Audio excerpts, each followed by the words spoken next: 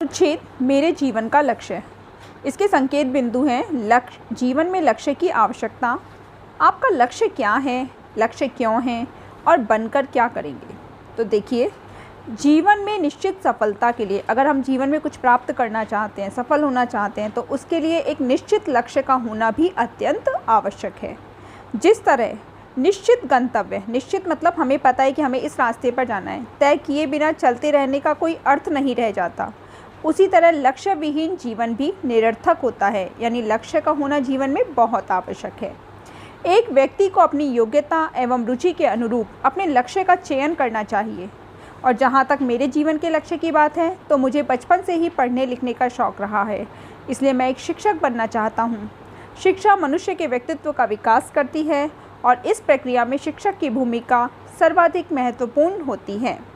मैं शिक्षक बनकर, अब आपको आगे लिखना होगा कि आप शिक्षक बनकर समाज के लिए क्या करेंगे। तो मैं शिक्षक बनकर समाज हित में ग्रामीण क्षेत्र में नियुक्ति प्राप्त करना चाहूँगा, क्योंकि ग्रामीण क्षेत्रों में अच्छे एवं समर्पित शिक्षकों का अभाव है।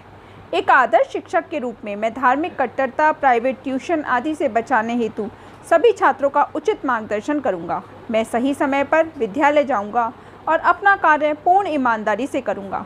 शिक्षण को प्रभावी बनाने के लिए सहायक सामग्रियों का भरपूर प्रयोग करूँगा। साथ ही छात्रों को हमेशा अच्छे कार्य करने के लिए प्रेरित करूँगा। छात्रों पर नियंत्रण रखने के लिए शैक्षणिक मनोविज्ञान का अच्छा ज्ञान प्राप्त करूँगा।